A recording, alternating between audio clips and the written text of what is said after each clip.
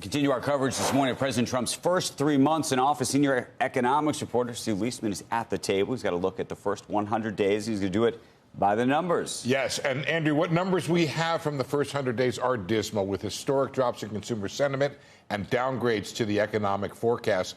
But forecasts and feelings, they are not facts. The question is whether the president can avoid the fate economists have penciled in. Among the starkest numbers, CNBC finds the plunge in consumer expectations is the third sharpest 3-month decline in the 50-year history of the Conference Board. I guess we don't have that chart, but anyway, there it is right there. That's a big drop. The other declines, the other two, would have been linked to recessions. The biggest came just after the 1990 recession, and the next largest came just before the 2001 recession. Weak actual consumer spending the past 2 months showed those worries about the future can lead consumers to hold back on their spending. The first 100 days also showed a dramatic decline in the growth outlook. The first quarter had been expected to be around 2.1% back in January.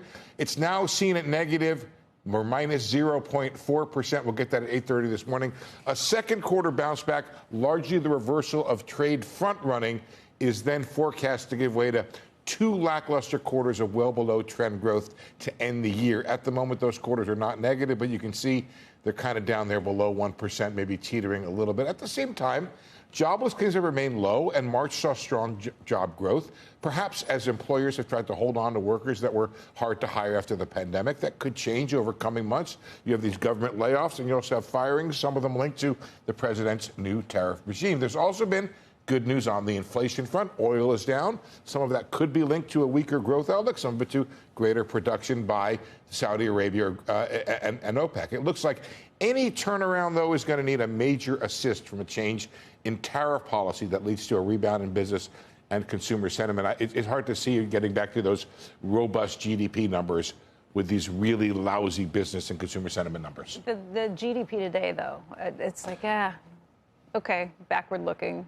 What does it tell us? What can we pull out of it? Am I wrong? Is there something we should be reading deeply into this? I think you got to think about the 2 quarters together. And Becky, I have explained a lot of very complicated things on television in the last 20 years. This is the most complicated thing. Really? Yes. I've heard a lot of what you explained. I have a hard time. I've explained auction rate securities, and I've explained CLOs and CVO squared. All right, I'm going to give this a shot. And guys, don't play the music on me. Well, do play the music if it gets Final countdown? No. The play them out, Stevie. But here's the thing. Okay, so today we get a number that will be negative because of the front running of imports. Okay? Yeah. So all those imports came in for reasons we don't really understand. They did not end up as either sales or in inventories. I don't know why that is. So you bring stuff in, and you don't want to count it in your gross domestic production, so you subtract out the imports, and they end up as either a sale or an inventory, right? But they haven't ended up there, and we don't know why. Wait. Explain that again. It comes in here, and we're not counting it? No, they didn't. It wasn't sold. It wasn't either sold, and it's not being counted in inventories. So it just doesn't exist? We don't. It's just, only the negative part of it exists. We don't know where the positive part is. Okay. How is that possible? I think it's a sequencing issue as to the counting of inventories. So it's going to show up in the next quarter's numbers? Thank you very much. Too? Okay, that's why I'm saying, okay, now, what's going to happen... So a positive impact in the second quarter GDP numbers, and that's going to throw off all of that numbers, and we're not going to know what to think of that and think, oh, maybe the economy's doing better than we think? I'm retiring. Becky got it. Well, that's what it is. That's exactly what I'm about to say. But there's one other element I want. Okay, so folks, just to repeat what Becky said, you will have a positive import effect in the second quarter. So the first quarter is going to look worse. The second quarter is going to look better. But here's the thing. Because of all the pull forward. Forget all that. Forget what I just told you. What we really want to know about is not this top line number. Contino just told me to wrap. It's okay. I'm not even done yet. I have a question. But here's the thing. Forget all that. Because the number you want to look at is final demand. Okay. It gets rid of all that import and inventory nonsense. Okay. And that's going to be reasonably strong this quarter.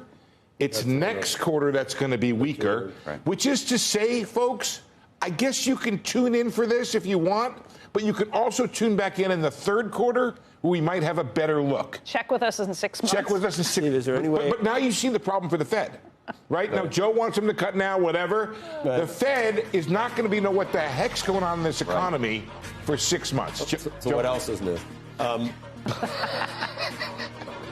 Is it possible it could be just a headline horrific number that Drudge puts on -1.5%? Is it possible? It could be, yeah, because we don't really know, right? Is it also possible it could be a plus and be totally wrong?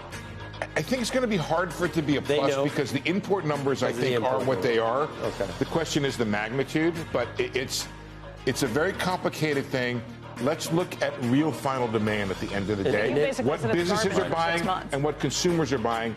And let's try to get rid of all this front running was something that's you know what you said? You talked about long-lasting pandemic effects. You talk about, I mean, there's so many cross currents. This isn't, and we've never had tariffs like this before. There's so many things that are. Are you appreciating my job right now? No, I'm just saying. Are you having some sympathy for what I'm trying to do Some of it's here? almost. Some of it could be positive. Some of it could be very negative.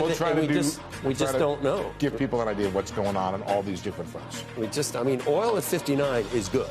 There's no two ways about it. You got to find new data sets for us to watch. It's not good for production domestically, though. I know that, but it's good if it filters, because I still think that filters through. I think you're right. Everything else.